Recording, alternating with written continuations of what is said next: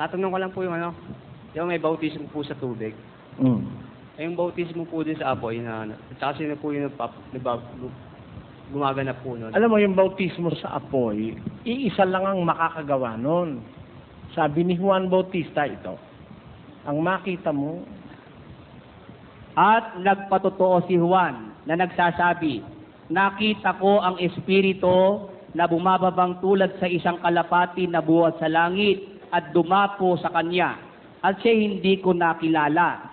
Tatapwat ang nagsugo sa akin upang bumautismo sa tubig ay siyang nagsabi sa akin, ang makita mong babaan ng Espiritu at manahan sa kanya ay siya nga ang bumabautismo sa Espiritu Santo. Ayon. Ang makita mo na babaan ng Espiritu, siya ang bumabautismo sa Espiritu Santo at sa kabila, sa katotohanan ay binabautismohan ko kayo sa tubig sa pagsisisi. Tatapwat ang dumarating sa hulihan ko ay lalong makapangyarihan kaysa akin. Siya ang sa inyo'y magbabautismo sa Espiritu Santo at apoy. Si Kristo lang ang makakagawa nun. Doon po sa mga nananampalataya po. Oo.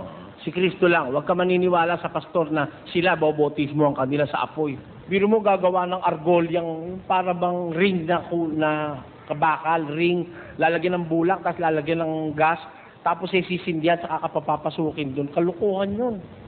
Sa muna, ginawa kang parang leon sa circus, pinapapasok doon sa... Yung sinasabi sa Biblia, ang gagawa ng bautismo sa apoy, ang ating Panginoong Jesus.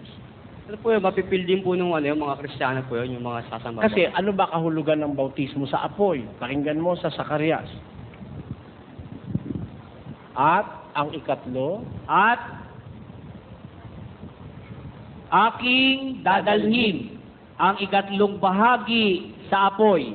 At sila'y dadalisayin ko na parang pilak na dalisay. At sila'y susubukin ko na parang pagsubok sa ginto. Ang kahulugan nung pagbautismo sa apoy, pagsubok yun. Pag nabautismo Trial, hindi. Trial na po yung... Pagkatapos ng bautismo sa tubig, may darating trials. Yun ang bautismo sa apoy. Sa individual na na po yun, Kristiyano po. Salamat po. Trials yun. Unang Pedro 4:12. Salamat po. Pakisulat mo, basahin mo na lang yun. Maraming salamat din.